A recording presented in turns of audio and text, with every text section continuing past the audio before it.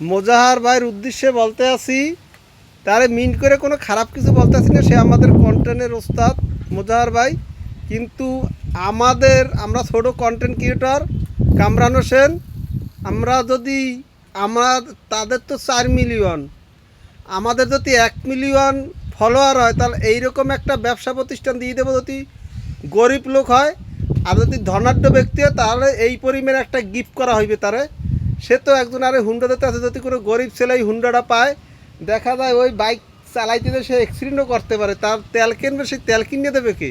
এই জন্য আমরা ভাবতে আছি যদি আমাদের 1 মিলিয়ন হয় তাহলে এইরকম একটা ব্যবসা প্রতিষ্ঠান দিয়ে দেবো। যদি গরিব লোক হয় সে যেন কইরে খাইতে পারে, সে যেন পরবর্তীতে আবার আরেকজন আর দিতে পারে।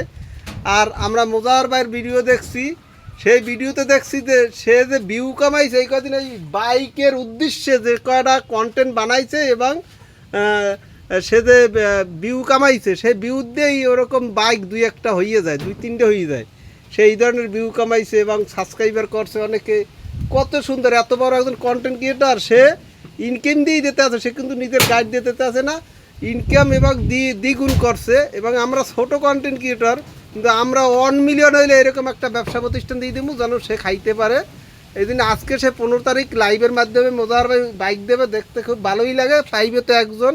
কিন্তু আমরা যদি 1 মিলিয়ন হয় ইনশাল্লাহ আমরা সাধারণ গরিব লোকের মাঝে, আমরা নিজেরাও গরিব, এরকম প্রত্যেক বছর এক একটা ব্যবসা প্রতিষ্ঠান দিয়ে দেবো যেন সে কিছু কইরে খাইতে পারে, আর একদিন যেন হাত না পাতা লাগে ইনশাল্লাহ।